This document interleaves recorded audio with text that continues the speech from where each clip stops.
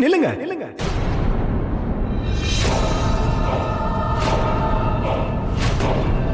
பாபா எங்க அம்மாவை பாபா பாபா பாபா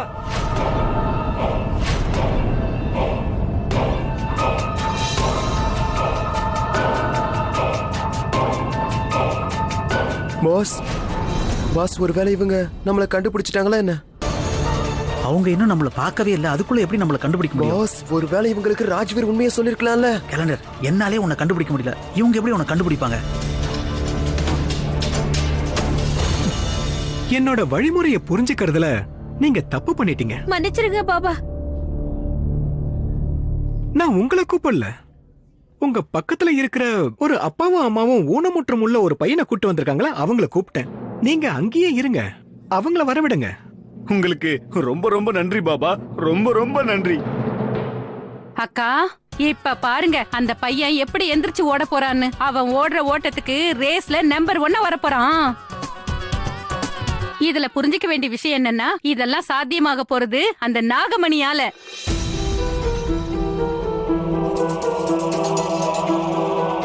நீங்க எல்லாரும் இப்ப இத பத்தி தானே யோசிச்சுட்டு இருக்கீங்க. நான் எதுக்கு இவ்வளவு சந்தோஷப்படுறேன்னு எதுக்காக இப்ப சொல்றேன். இந்த குருஜியோட பரம குருஜி இருக்காருல்ல, அவருடைய சமாதியில இருக்கிறவரு வேற யாரும் இல்ல, என்னோட பையன் ராஜ்வீர் தான்.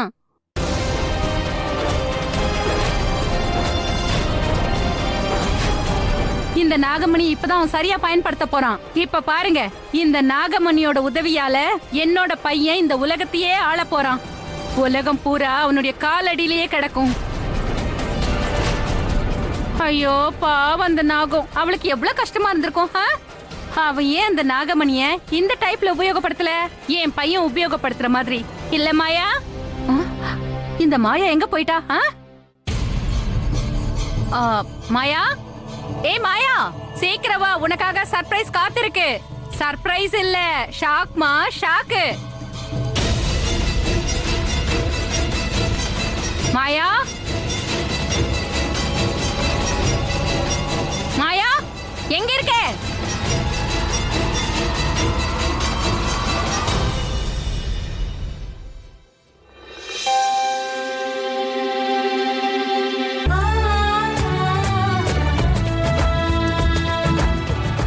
Fresh ingredients, mozzarella cheese, pure baked goodness, Domino's Burger Pizza.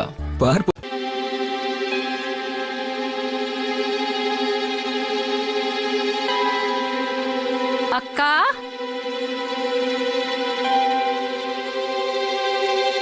உங்களை பார்த்தா எனக்கு ஏன் இப்படி தோணுது? நீங்க என்கிட்ட ஏதோ மறைக்கிற மாதிரியா? ஒருவேளை மாயாவை நினைச்சு வருத்தப்படுறீங்களா என்ன? இல்ல மாயா எங்க? மாயா எங்கன்னு கேட்டேன். சின்னத்தை, அது வந்து மாயா இங்கதான் எங்கேயாவது இருப்பா. இங்கதான் எங்கேயாவது இருந்தா நீ போய் அவளை கூட்டிட்டு வா. போ போ. நான் என்ன சொல்ல வந்தேன்னா, அவ ரோகிணி கூட தான் இருக்கா. அப்படியா? அப்படின்னா 2 மகாராணிங்களும் மேல ஆரியனோட ரூம்ல இருக்காங்களா? இதுல புரிஞ்சிக்க வேண்டிய விஷயம் என்னன்னா, கண்டிப்பா ஏதோ பிளானிங்ல இருப்பாங்க. நான் போய் கூட்டிட்டு வரேன். நம்ம எதொன்னு பண்ணி உங்களை தடுத்தாகணும். சின்னத்தை, சின்னத்தை நில்லுங்க. நான் என்ன சொல்ல வரேன்னா, மாயாக்காக இப்ப எதுக்காக நீங்க சித்தார்த்த கஷ்டப்படுத்துறீங்க? அவரு நல்ல ஓய்வெடுக்கட்டும். சின்னத்தை, போடி அந்த பக்கம். சீமா, மாயா, சீமா, சின்னத்தை நில்லுங்க. சீமா, உனக்கு ஒண்ணும் இல்லல்லம்மா? நான் நல்லதா இருக்கேன், ஆனா அவங்க போறாங்க.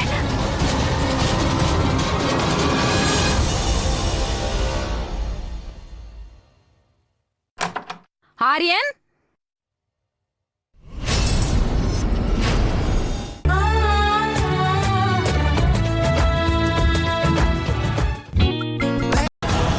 அட, நீ உன்னுடைய பாட்டி என் கூட வாங்க. ஏன் வாங்க சொல்றேன். என்ன? சித்தார்த் தூங்கிட்டு இருக்காரு, ப்ளீஸ் அவரை டிஸ்டர்ப் பண்ணாதீங்க. அப்புறம் நீங்க எதுக்காக இங்க வந்தீங்க? ஏதாவது வேலை இருந்தா என்ன கூப்பிட்டு நான் வந்திருப்பேன்ல.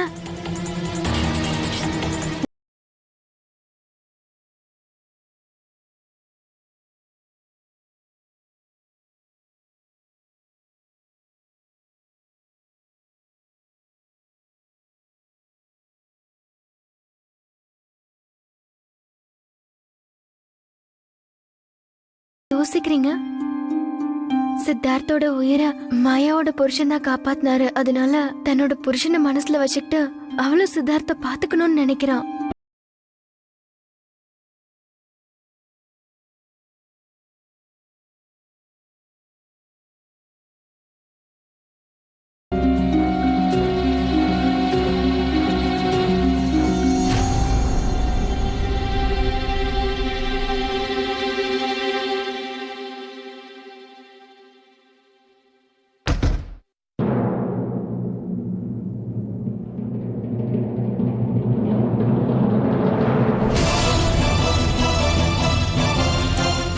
Thank God. சின்ன பாட்டி வர்ற சத்தம் நமக்கு கேட்டுருச்சு. அந்த நேரத்தில் நான் கம்பளியை வச்சு என்னை மொத்தமாக மறைச்சிக்கிட்டேன். இல்லைன்னா நம்ம பிளான் பூரா சொதப்பிருக்கோம்.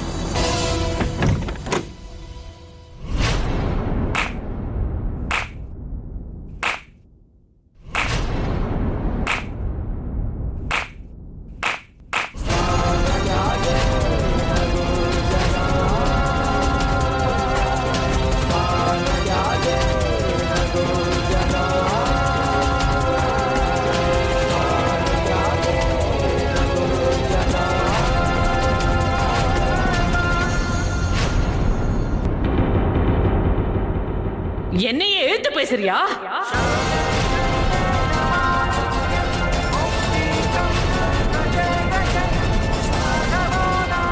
இந்த பெரிய பாட்டிக்கு என்னாச்சு? திடீர்னு இப்படி சின்ன பாட்டி கிட்ட சத்தம் போட்டு பேச ஆரம்பிச்சுட்டாங்க. இப்ப சின்ன பாட்டி கோவப்பட்டாங்கன்னா அதுக்கான விளைவுகளை இப்ப நாங்களும் சேர்ந்து சந்திக்கணும். இங்க பாருங்க பெரிய பாட்டி, என்ன இருந்தாலும் நீங்க சின்ன பாட்டியோட மொபைலை இப்படி கீழே போட்டு உடைச்சிருக்க.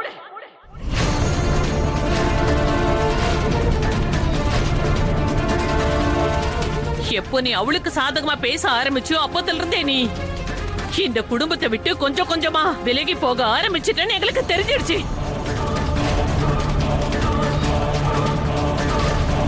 இப்போ எவ்வளவு தைரியம் இருந்தா ஏன் இதுலயும் எழுத்து பேசுவேன்?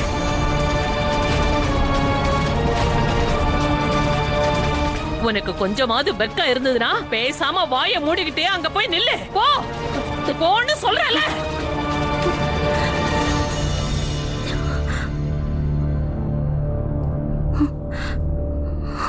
எல்லாரோட போனையும் சீமா கையில கொடுங்க.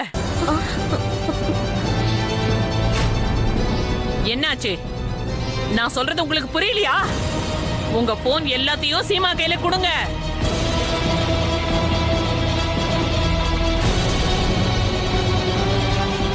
ஒருவேளை நான் சொல்றது உங்க காதுல விழலன்னு நினைக்கிறேன். ஒன்னும் பிரச்சனை இல்ல. அம்மாடி சீமா, இவங்க கிட்ட போனை வாங்கி முதல்ல சுவிட்ச் ஆஃப் பண்ணு.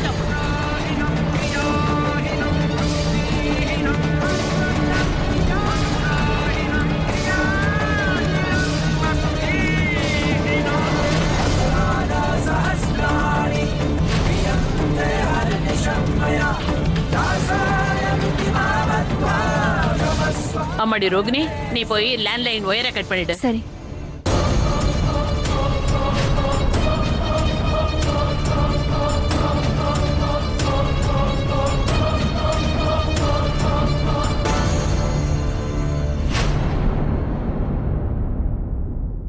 அக்கா, உங்க மூளையோட ஸ்க்ரூ லூஸ் மட்டும் ஆகல, மொத்தமா மழுங்கி போச்சு. ஒருவேளை நீங்க இப்படி நினைச்சீங்கன்னா என்ன தொல்லை பண்றதுனால நீங்க இந்த ஆட்டத்தை ஜெயிச்சிடுவீங்கன்னு இதுல புரிஞ்சுக்க வேண்டிய விஷயம் என்னன்னா, நீங்க புரிஞ்சுக்கிட்டதுனால எனக்கு சந்தேகமா இருக்கு. நாங்க எல்லாரும் நீங்களும் உங்க பையனும் போட்ட இந்த நாடகத்தை நிச்சயமா வெற்றி அடையறதுக்கு விடவே மாட்டோம். இப்ப என்ன யோசிக்கிற மனோ? உன்னை நீயே இன்னும் ஏன் கஷ்டப்படுத்திக்கிற? கடந்த கொஞ்ச நாளாவே உன் மூளையை யோசிச்சு ரொம்ப குழம்பி போயிருக்க. இப்ப அதுக்கு ரெஸ்ட் கொடு. இப்ப விஷயம் என்னன்னு நான் உனக்கு விளக்கி சொல்றேன். வா வா மனோ, வா.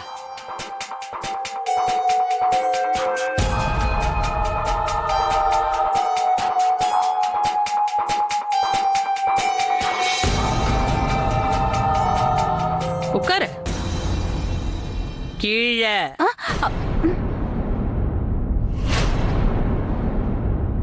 உனக்கு நான் அக்காவா இருக்கிறதுனால உனக்கு ஒரு பாடத்தை சொல்லி கொடுக்கலான்னு நினைக்கிறேன். ஒரு மனுஷன் வயசுலயும் அந்தஸ்துலயும் எவ்வளவு பெரியவனானாலும் அவனுடைய உண்மையான இடம் அவனை விட பெரியவங்க கால் கீழே தான் இருக்கும்.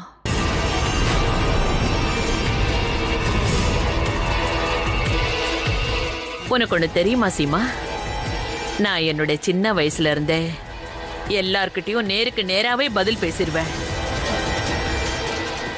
ஆனா என்னோட தங்கச்சி சின்ன வயசுல இருந்தே ரொம்ப புத்திசாலி. சொடுக்கு போட்டு முடிக்கிறதுக்குள்ளே எல்லாத்தையும் பட்டு பட்டுனே பேசி முடிச்சிருவா, இல்லையா மனோ? பிரேம், டிவி ஆன் பண்ணுப்பா. சரி பாட்டி. இப்ப டிவில வர இந்த ப்ரோக்ராம பார்த்துட்டு சொல்லு. நாங்க எல்லாரும் சேர்ந்து எவ்வளவு பெரிய நாடகத்தை ஆடி இருக்கோன்னு.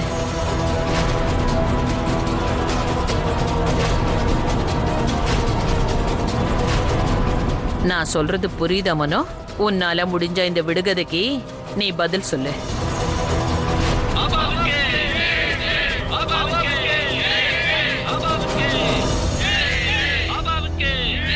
எனக்கு முழு நம்பிக்கை இருந்துச்சு பெரிய பாட்டி கண்டிப்பா தோல்வியை ஏத்துக்க மாட்டாங்கன்னு. எனக்கு கூட நல்லா தெரியும் பெரிய பாட்டி. வளர்றத நிறுத்திட்டு வாயை மூடிக்கிட்டே உட்காருங்க. கீழே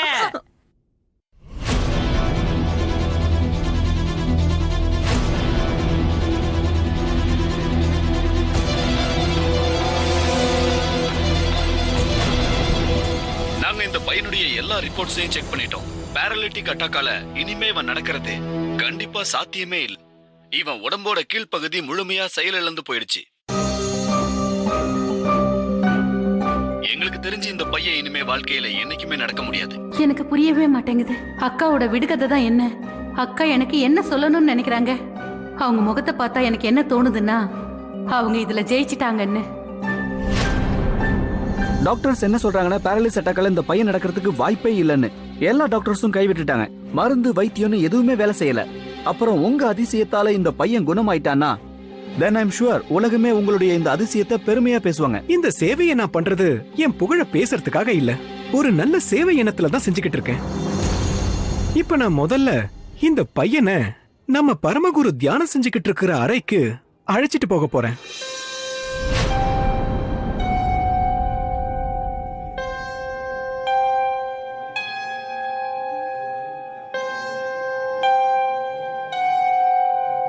மாயா, கண்டிப்பா நீ நினைக்கிற வரைக்கும் சித்தார்த்துக்கு சுயநினைவு திரும்பாதில்ல. ஒருவேளை சித்தார்த்துக்கு சுயநினைவு திரும்பிடுச்சுன்னா நம்ம பிளான் ஃபெயிலியர் ஆயிடும். அமர்,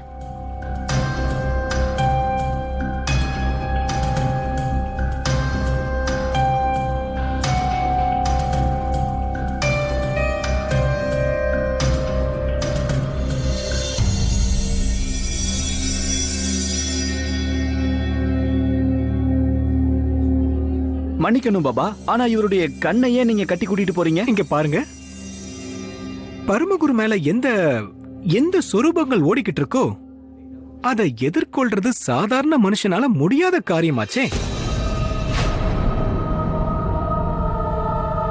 ஒருவேளை இந்த பையனுக்கு நான் கண்ணை மூடலன்னு வச்சுக்குங்க, அந்த பையனுக்கு அந்த பிரகாசமான ஒளியால பாதிப்பு ஏற்படும். அதனால இந்த பையனுக்கு கண்ணை கட்ட வேண்டியது அவசியமானது. ஆனா பாபா, பக்தர்களுக்கும் இது தெரியணும்ல, இவருக்கு என்ன மாதிரியான ட்ரீட்மெண்ட் நீங்க தரீங்கன்னு. ஆமா பாபா, ஒவ்வொரு பக்தர்களுக்கும் இத பத்தி தெரிஞ்சுக்கிறதுக்கு முழுமையான உரிமை இருக்கு பாபா. சாந்தமா இருங்க, சாந்தமா இருங்க. நீங்க எல்லாரும் சாந்தமா இருங்க. என் மேலையும் அப்புறம் நம்ம பரமகுரு மேலையும் பக்தியோட இருங்க, அது போதும். பாபா, என் பையனை குணப்படுத்துறதுக்கு நீங்க என்ன வேணாலும் செய்யுங்க. எனக்கு உங்க மேலையும் குருஜி மேலையும் அபார நம்பிக்கை இருக்கு.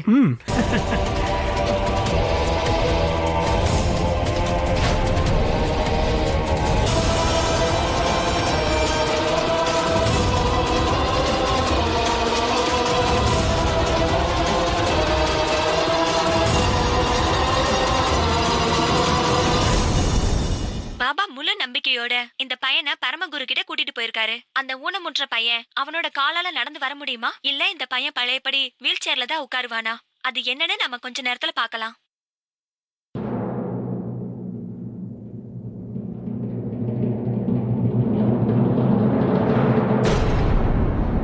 புரிஞ்சிடுச்சு. நீங்க எல்லாரும் சேர்ந்து சித்தார்த்த என் பையன் ராஜ்வீர் கிட்ட அனுப்பி வச்சிருக்கீங்க.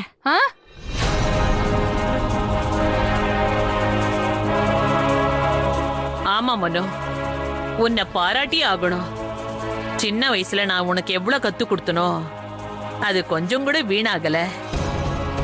சின்ன பாட்டி, நடந்ததெல்லாம் நடந்து போச்சு. இப்போ இத பத்தி அந்த அளவுக்கு யோசிக்க வேண்டிய அவசியம் இல்ல. ஒருவேளை நீங்க அதிகமா யோசிச்சீங்கன்னா உங்க மூளையில இருக்கிற நரம்பு வெடிச்சிடும். அதுக்கப்புறம் நாங்க உங்களையும் சரி பண்ண இந்த பாபா கிட்ட கூட்டிட்டு போக வேண்டியதா இருக்கும். இப்போ நீங்க அமைதியா வாயை மூடிட்டு நடக்கிறத மட்டும் பாருங்க. அப்புறம் இன்னொரு விஷயம், இன்னைக்கு என்ன நடந்தாலும் சரி, சுமங்கலி பூஜையை இந்த வீட்ல நாங்க கொண்டாடியே தீருவோம். ரோகிணி, தப்புமா? உங்க சின்ன பாட்டி கிட்ட நீ இப்படி எல்லாம் பேசக்கூடாதுமா. இவ எப்படி இருந்தாலும் என்ன இருந்தாலும் ஏன் தங்கச்சி தானே. அப்புறம் நீ எதுக்கும் கவலைப்படாத மனோ. மறுபடியும் எங்களுக்கு எல்லாமே திரும்ப கிடைச்சதுக்கு அப்புறம் நீயும் ராஜ்வீரும் எப்படி இருக்க போறீங்கன்றத நினைச்சு பாரு. உனக்கே தெரியும் உங்க அக்காவோட மனசு ரொம்ப பெருசுன்னு.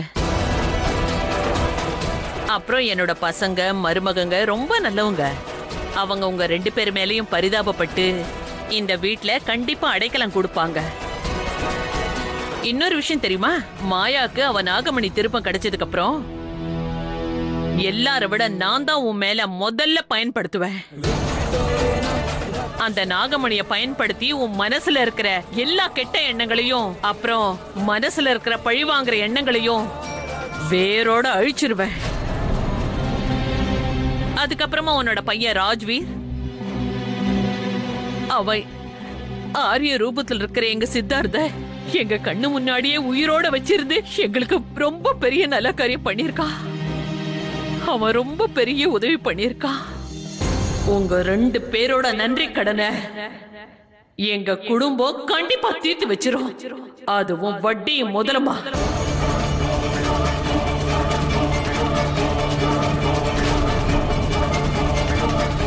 என்னாச்சு சின்னத்தை?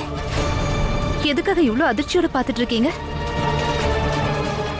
நீங்க ஒருத்தங்களுக்கு கஷ்டம் கொடுக்கணும் அப்படின்னு நினைச்சீங்கன்னா அப்ப நிச்சயமா உங்களுக்கு நல்லது நடக்காது. இப்ப கூட உங்களுக்கு நேரம் இருக்கு. தயவு செஞ்சு திருந்திடுங்க. அப்புறம் இந்த விஷயத்தையும் புரிஞ்சுக்கோங்க. நீங்களும் உங்க பையனும் சேர்ந்து எந்த விளையாட்டை விளையாட ஆரம்பிச்சீங்களோ அந்த விளையாட்டை இன்னும் கொஞ்ச நேரத்துல முடிய போகுது சின்னத்தை.